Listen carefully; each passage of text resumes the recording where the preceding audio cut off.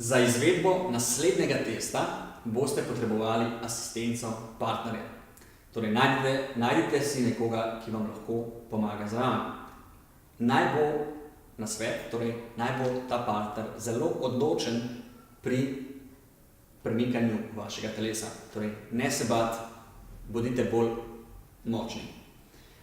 Pri tem testu bomo preverili, ali vam iztegi hrbtenice nazaj in rotacije v hrbtenici povzročajo bolečine.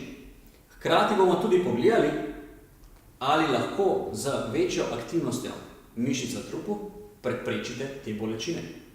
Torej, najprej se postavite tako, kot je sedaj Jernej, normalen stoječ položaj in partner vas prime zadaj, takole za lopatice in za ramena, in greste skupaj lepo nazaj v izteg v hrbtenici in hkrati se vas mora zasukati v hrbtenici, ne preveč boke premikati, torej boki ostanejo stabilni, torej zasuk mora biti narejen v hrbtenici v eno smer.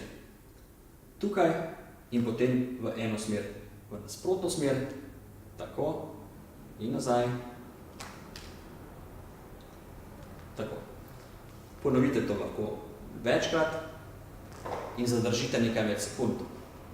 Zabeležite si občutke, ali je bilo prijetno, neprijetno in kakšne so bile bolečine na lestvici od 1 do 10. Potem pa, če se vam bolečina pojavi recimo na desni strani, na desni nogi, dvignemo levo nogo v zrak, dvignemo, tako, bravo, in zadrživa, ja, in probamo v tem položaju spet s pomočjo partnerja, nazaj v stek, in v rotacijo, in nazaj, in zopet nazaj v stek, in v rotacijo. Tako, in dol. Ja. In enako ponovimo z drugo nogo, torej dvigneva nogo, in zopet nazaj v stek, v rotacijo, in gor.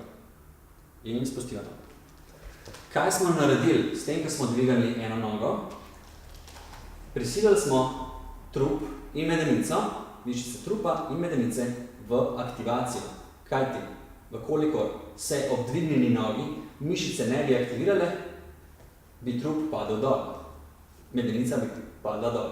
Na ta način smo aktivirali mišice v trupu in če ste zabeležili razliko v vašem počutju med izvedbo z dvignjenimi nogami, z dvignjeno nogo, in pa prejšnjo izvedbo na obeh nogah, potem imate zopet en mozaik, kamenček v mozaiku, bližje k svojemu odgovoru, kako se bolečine rešiti.